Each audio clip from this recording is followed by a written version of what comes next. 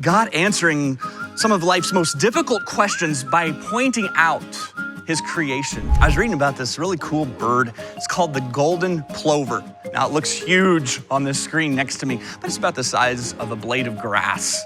Just a tiny little bird, but it makes every year a 2,500-mile journey, and it has no place to rest. So it goes from like Alaska to Hawaii. It has no place to rest. And so scientists have looked at the golden plover, the size of the bird, and they've just determined that based on its size and how much fuel it would take to make such a journey, that it's not technically possible. According to scientists, the golden plover at best can make it 81% of the way. But at 81%, they should just crash into the sea. But it doesn't crash into the sea.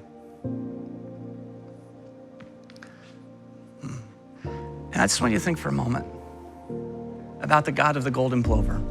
Because I know some of you are tired. Like you can't see from here where you're supposed to land.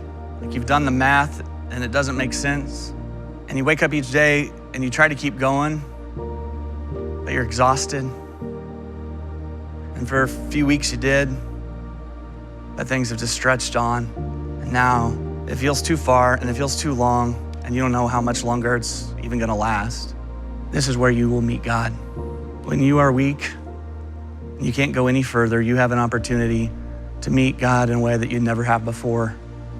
Here's what I'm wanting to tell you, what I'm thinking Job wants you to understand. That maybe you've heard about him, but now you can see him.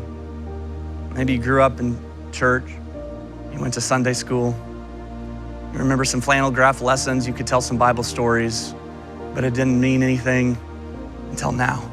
There's something about seeing our need that allows us to see God.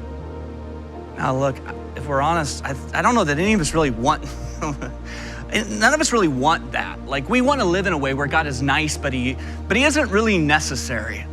Like, okay, yeah, I'll go to church a couple times a month, kind of check in. I believe in God, I think God is nice, but I don't want to have to depend on him. And so what we do is we try to arrange our futures and save our money in a way that makes God unnecessary.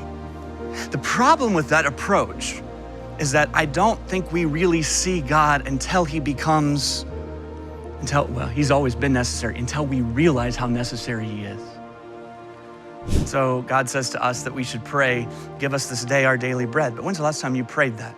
So here's what we had done, is that we surround our lives with all these comforts and support and insurance, and we just make sure that every need is taken care of, but we're missing out on an opportunity to see God. And no matter how out of control things might feel, God cares. Of course he cares if he was willing to sacrifice his only son.